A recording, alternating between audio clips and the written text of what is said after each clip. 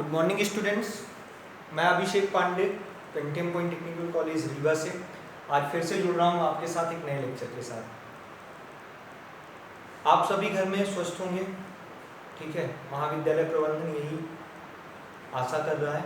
आप पूर्णतः लॉकडाउन के नियमों का पालन कर रहे होंगे। जिस अनुशासन और जिस संयम के साथ आप महाविद्यालय में रहते हैं, उसी अनुशासन और उसी संयम के साथ आप घर में भी होंगे और शासन और प्रशासन के नियमों का पालन कर रहे हैं। निश्चित तौर पे आप ही नहीं, हम ही नहीं, अपितु संपूर्ण विश्व इस भयंकर महामारी से लड़ रहा है, जूझ रहा है। तो कहीं ना कहीं हम सबको संयम बरतने की ज़रूरत है, घर में रहने की ज़रूरत है और जब तक आवश्यकता ना हो तब तक घर से बाहर निकलने की ज़रूरत नहीं।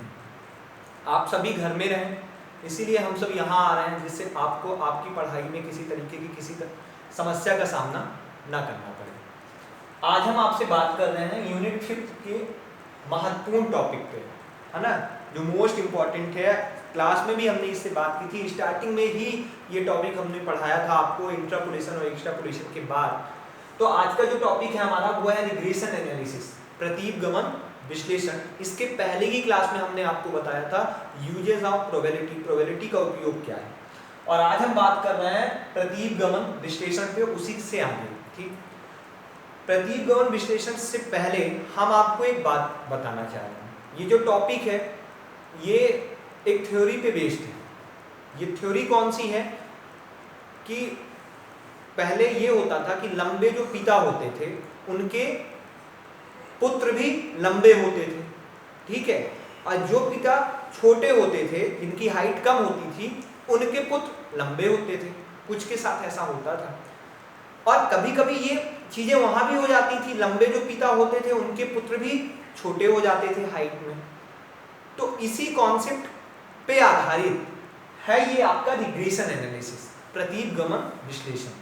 समझ में आई बात कि जो लंबे पिता हैं उनके पुत्र छोटे हो सकते हैं और जो जिनकी हाइट जिन पिताओं की छोटी है उनके पुत्र भी लंबे हो सकते हैं। तो इन्हीं दो ऑब्जेक्टिव्स पे बेस पे ये प्रतीपगमन विश्लेषण काम करता है। यहाँ प्रतीपगमन में आपने पढ़ा होगा दो रेखाएं होती हैं, ठीक है, एक्स और वाई। उन रेखाओं का मतलब ही यही है। वो रेखाएं इसी तरफ इंडिकेट करती हैं, इसी तरफ वो अपने ध्यान केंद्रित करती हैं कि किस तरीके से प्रतीपगमन विश्लेषण वर्क करता है, किस थ्योरी पे प्रतीपगमन विश्लेषण कार्य करता है। आज हम उसी प्रतीपगमन विश्लेषण पे आपसे बात करेंगे, ठीक। तो सबसे पहले ये यूनिट 5 का टॉपिक है रिग्रेशन एनालिसिस। हमने आपको यहाँ पे रिग्रेशन इक्वेशन दी है एक्स और वाई की, ठीक है। एक्स बराबर सी प्लस डी वाई यदि है तो X minus X bar equal R standard deviation X upon standard deviation Y, Y minus Y bar. Regression equation of Y on X तो वाई बराबर A plus B X y minus Y bar equal R standard deviation y upon standard deviation x minus x bar. आप देखिए इस equation को ध्यान से, यदि यहाँ पे हम x माइनस x बार कर रहे हैं तो यहाँ पे ये y माइनस y बार कर रहे हैं। इसका मतलब यही है कि जरूरी नहीं है कि लंबे जो पिता हैं उनके पुत्र भी लंबे हों, और जो छोटे पिता हैं जरूरी नहीं है कि उनके पुत्र भी छोटे हों। इसी थ्योरी पे वर्क करता है और इसी थ्योरी पे हमने आपको ये बताया है कि x minus X bar equal R standard deviation x upon standard deviation y, y minus y bar, और y बराबर a plus B X, y minus y bar equal R standard deviation y upon standard deviation x, x minus x bar. इस theory पे work करता है। Regression analysis इस बात पे भी वर्क करता है कि जैसे कभी कभी ऐसा होता है कि इस बार बारिश कम हुई। बारिश कम होने से जरूरी नहीं है कि फसल का भी उत्पादन कम हो, ठीक है। प्रोबेबिलिटी में यूजेस ऑफ प्रोबेबिलिटी में आपने पढ़ा होगा, और इसके पहले जो लेक्चर है उसमें हमने स्कोप ऑफ प्रोबेबिलिटी में भी आपने बताया है कि जो प्रोबेबिलिटी और स्टैटिक्स का यूज होता है कहाँ पे होता है, एग्रीकल्चर के भी फील्ड में होता है। उसका मतलब ही यही है कि वो इस बात पे वर्क नहीं करता, ठीक है। जरूरी नहीं है कि यदि इस बार कोई बच्चा कम परसेंटेज के साथ पास हो तो अगली बार वो अच्छे परसेंटेज के साथ पास नहीं हो सकता है। जरूरी नहीं है कि इस बार कम वर्षा हो तो अगले वर्ष भी कम वर्षा हो। जरूरी नहीं है कि इस बार यदि आप अच्छा वर्क नहीं कर पा रहे हो अपने वर्क फील्ड में तो आप अगले वर्ष भी अच्छा ना करो। जरूरी नहीं है कि इस बार देश यदि कोविड की चपेट में है तो अगले वर्ष भी देश कोविड-19 की चपेट में रहे। इसी थ्योरी पे वर्क करता है रिग्रेशन एनालिसिस, ठीक है। और इसी थ्योरी पे स्टैटिक्स वर्क करता है। ये महत्वपूर्ण पार्ट है स्टैटिक्स का कि किस तरीके से वर्क करना है, किस तरीके से कार्य करना है आपको, ठीक है। उन्हीं फाइंडिंग पे, उन्हीं बेसिस पे ये कार्य करता है और ये अत्यंत महत्वपूर्ण हो जाता है हमारे लिए और आपके लिए भी कि हमको ये चीज समझनी पड़ेगी। और ये फॉर्मूला मैं बार बार आपसे कह रहा हूं, इसको आप नोट डाउन भी करिए क्योंकि इसी पे अपन को अभी अगले लेक्चर में सॉल्व करने हैं क्वेश्चंस, इसी बेसिस पे।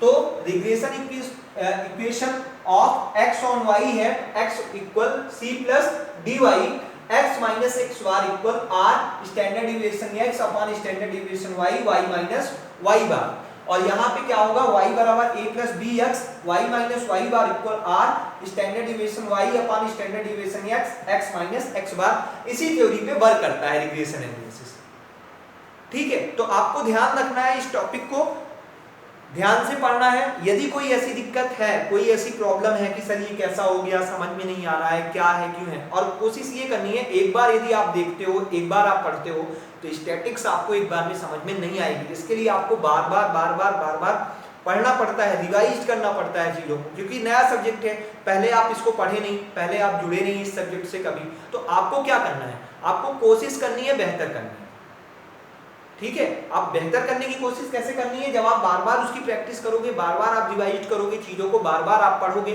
तब आप बेहतर कर पाओगे, ठीक है। तो आपको यही ध्यान रखना है कि जो रिग्रेशन एनालिसिस है इसमें दो रेखाएं होती हैं। दो रेखाएं क्यों होती हैं, क्योंकि वो अलग अलग सिंबल को, ठीक है, रिप्रेजेंट करती हैं और उनका मतलब ये होता है कि दोनों यदि परस्पर नहीं है, कभी दोनों रेखाएं आपस में एक साथ नहीं हो सकती, लेकिन जरूरी नहीं है कि दोनों एक दूसरे के से कभी मिल भी नहीं सकते। यदि परस्पर नहीं है, जैसे यदि हमने कह दिया कि लंबे पिता के पुत्र जो हैं लंबे हैं, लेकिन कभी ऐसा भी हो सकता है कि लंबे पिताओं के पुत्र छोटे भी हो सकते हैं, ठिगने भी हो सकते हैं। और वही बात वहां भी हो सकती है कि ठिगने पिताओं के पुत्र जो है लंबे हो सकते हैं।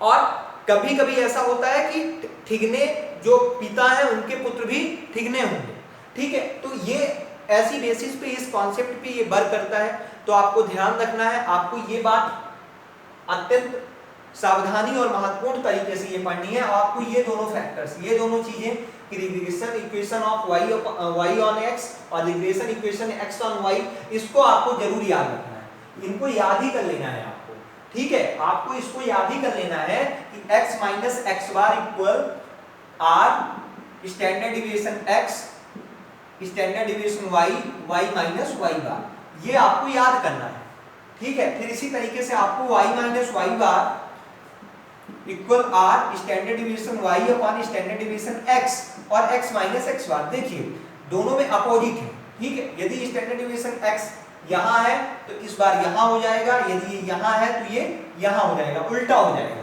ये इधर चला जाएगा और ये इधर चला जाएगा। तो आसानी से आप लर्न भी कर सकते हो। आप ये याद कर लो, जैसे आपने x माइनस एक्स बार याद कर लिया equal r standard deviation x upon standard deviation y, y minus y बार, ठीक। यदि आपने केवल सिंपल इतना लर्न कर लिया, इतना आपको याद है, तो अगला इक्वेशन आप खुद ही बना सकते हो। खुद कैसे बना लोगे, y minus y bar equal r standard deviation y upon standard deviation x, x minus x bar, ये इस तरीके से कर सकते हो आप।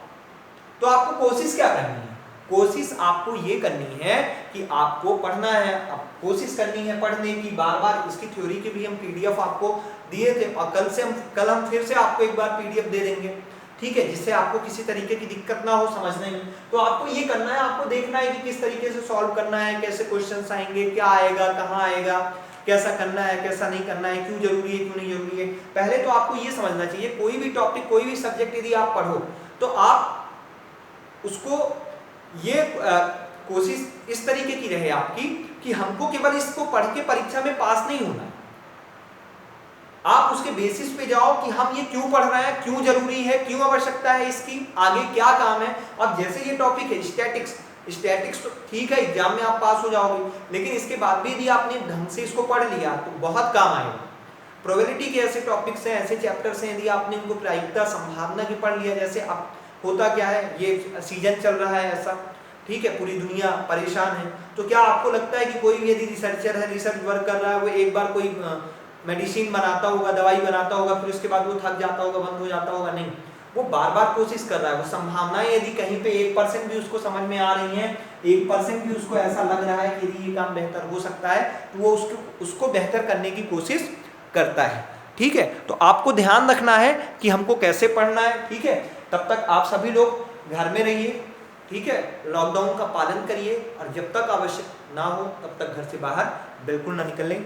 ठीक है, धन्यवाद।